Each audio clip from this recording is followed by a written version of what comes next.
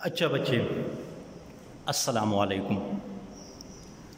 आज है सबसे पहले बच्चे आप अपने साथ 9th क्लास का मैथमेटिक्स बुक रख लें और वीडियो का अपना वीडियो कॉल और माइक ऑफ कर लें। उसके बाद अपने साथ मैथमेटिक्स बुक 9th क्लास का मैथमेटिक्स बुक और पेन पेंसिल कुछ रफ़ कागज़ रख ले ताकि कुछ ज़रूरी बातें आप नोट कर सको। लेक्चर नंबर 2 9th क्लास के बुक में लेक्चर नंबर 2 बुक पेज है हमारे पास 6। क्वेश्चन नंबर 6 है।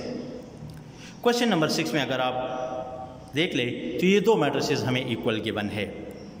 इक्वल के मतलब हम पढ़ चुके हैं लेक्चर नंबर 1 में कि ये उस वक्त इक्वल होंगे जब ये दो कंडीशन ओबे कर ले। तो बच्चे इनका ऑर्डर भी सेम होगा और इसके करस्पॉन्डिंग एलिमेंट्स भी सेम होंगे। तो इसमें मौजूद करस्पॉन्डिंग एलिमेंट्स आप इक्वल ले। तो पहला पहले के बराबर ले, ये मैं यहाँ पे ले चुका हूँ, पहला पहले के बराबर, और इससे आप x की वैल्यू फाइंड कर ले। दूसरा दूसरे के बराबर ले और इसी तरह इससे दूसरी वैल्यू फाइंड कर ले। तीसरा तीसरे के बराबर ले, ये मैं तीसरा तीसरे के बराबर, और इससे मैं रिक्वायर्ड वैल्यू फाइंड कर चुका हूँ।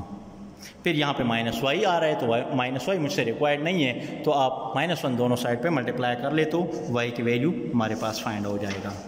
इसी तरह बच्चे फिर अगली वैल्यू उसी मैट्रिसेस में अगली वैल्यू आप कंपेयर कर ले, दोनों ले, तो a -1 इक्वल टू -3, तो इससे आपके पास दोनों साइड पे आप -1 ऐड कर ले तो हमारे पास a की वैल्यू फाइंड होगा।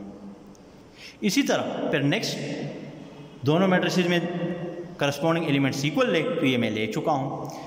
तो ये दोनों लाइक टर्म्स है उसको एक साइड पे लेकर आएँ और ये दोनों लाइक टर्म्स है उसको दूसरे साइड पे लेके जाएं। तो बच्चे 2b मैं दोनों साइड से सब्ट्रैक्ट कर रहा हूँ, तो ये मैं सब्ट्रैक्ट कर चुका हूँ। यहाँ से कैंसिल होगा, यहाँ पे रह जाएगा। इसको अरेंज कर ले, ये -3 अपनी जगह पे, +4 अपनी जगह पे, इन दोनों से -b आएगा, -3 अपनी जगह पे इक्वल टू 4। ये और ये लाइक टर्म्स है, दोनों को एक साइड पे लेकर आना है। तो -3 ये +3 से ख़त्म होगा, तो ऐड कर लो दोनों साइड पे +3, तो +3 में ऐड कर चुका हूँ, ये आ गया।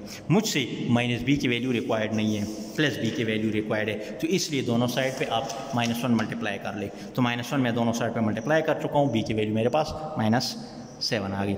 इसी तरह नेक्स्ट वैल्यू आप कंपेयर कर ले, करस्पॉन्डिंग एलिमेंट्स कंपेयर कर ले, वो ये है। इसको मैं इस तरह लिख सकता हूँ, मुझसे c की वैल्यू रिक्वायर्ड है, तो 2 दूसरे साइड पे ले जाएं, तो सब्ट्रैक्ट कर लो दोनों साइड को 2 से।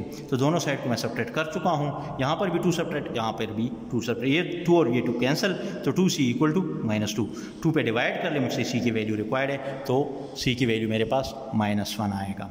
इसी तरह बच्चे क्वेश्चन नंबर 7, क्वेश्चन नंबर 7 में A, B, C और D आपसे रिक्वायर्ड है। ये दो मैट्रिसेस आपको इक्वल गिवन है, ये दो मैट्रिसेस इक्वल गिवन है, इसका ऑर्डर भी सेम होगा, इसमें मौजूद करस्पॉन्डिंग एलिमेंट्स भी सेम होंगे।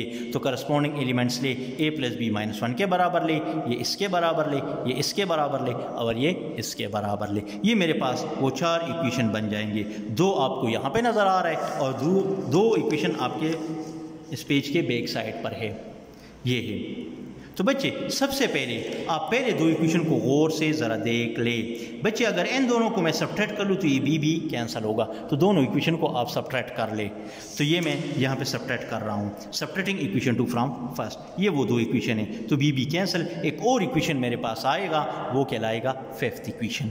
इसी तरह 3rd और 4th इक्वेशन को आप 8 कर ले, 8 से मेरे पास d कैंसिल होगा, एक प्लस एक माइनस है, तो दोनों को मैं ऐड कर रहा हूँ। Adding equation 3 and 4 we get, दोनों को मैं ऐड कर चुका हूँ, d कैंसिल। मेरे पास एक और इक्वेशन आएगा, इसमें से 2 कॉमन था, तो 2 में कॉमन ले चुका हूँ। इस कॉमन पे डिवाइड कर ले, कॉमन पे मैं डिवाइड कर चुका हूँ।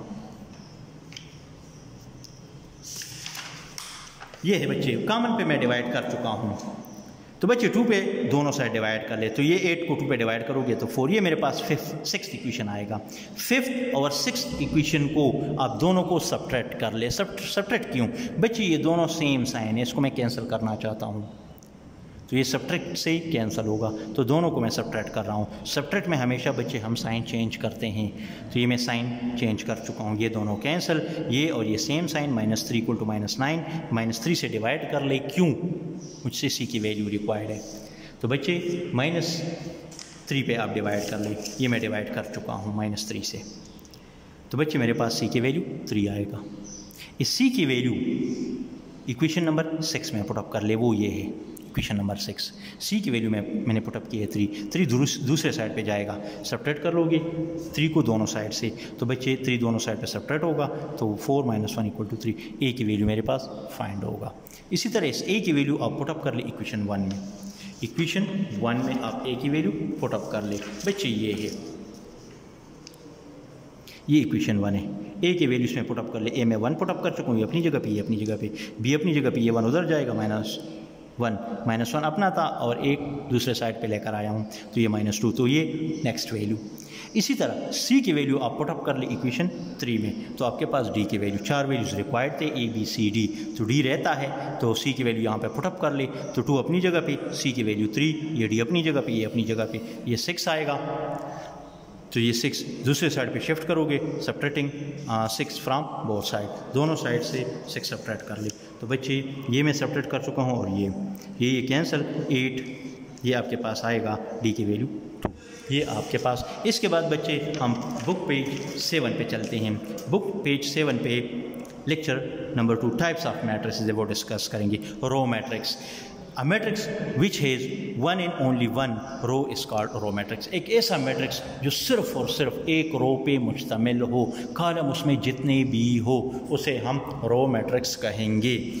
जिस तरह एग्जांपल में दिखाया गया, ए हमारे पास एक मैट्रिक्स है, ये इसमें एक रो है, कॉलम इसमें जितने भी हो, सिर्फ हमारा काम रो के साथ है, तो ये एक रो पे मुश्तमिल है, तो इसलिए इसको हम रो मैट्रिक्स कहेंगे। अगला कॉलम मैट्रिक्स उसी तरह है, एक मैट्रिक्स जो सिर्फ और सिर्फ एक कॉलम पे मुश्तमिल हो उसे हम कॉलम मैट्रिक्स कहेंगे, रो उसमें जितनी भी हो। फॉर एग्जांपल ये इसमें एक कॉलम है, रो इसमें 3 है, तो ये हमारे पास एक कॉलम मैट्रिक्स। ज़ीरो मैट्रिक्स या नल मैट्रिक्स। ज़ीरो मैट्रिक्स कोई भी मैट्रिक्स से मेरा मुराद रेक्टेंगुलर हो सकता है या स्क्वायर मैट्रिक्स भी हो सकता है, जिसमें मौजूद तमाम एलिमेंट ज़ीरो हो, तो उसे हम ज़ीरो या नल मैट्रिक्स कहेंगे और उसको हम रिप्रेजेंट करते हैं ओ से, ये है आर इक्वल टू 0, उसको हम ज़ीरो मैट्रिक्स या नल मैट्रिक्स रिप्रेजेंट करते हैं ओ से। ओ उसमें मौजूद तमाम एलिमेंट्स ज़ीरो हो, उसे हम ज़ीरो मैट्रिक्स या नल मैट्रिक्स कहेंगे। इसके बाद बच्चे हमारे पास आता है डायगोनल मैट्रिक्स, एक ऐसा मैट्रिक्स जिसमें तमाम एलिमेंट ज़ीरो हो सिवाय डायगोनल एलिमेंट्स की। A square matrix in which all the elements are equal to 0 except diagonal elements. अब बच्चे क्वेश्चन ये पैदा होता है कि डायगोनल एलिमेंट कौन से हैं? डायगोनल बच्चे ये एलिमेंट्स है, ये डायगोनल एलिमेंट्स है। एक ऐसा मैट्रिक्स जिसमें तमाम एलिमेंट ज़ीरो हो सिवाय डायगोनल एलिमेंट्स के, तो उसे हम डायगोनल मैट्रिक्स कहेंगे। और डायगोनल एलिमेंट्स बच्चे ये है, ये बाकी जो एलिमेंट्स है वो नॉन डायगोनल है।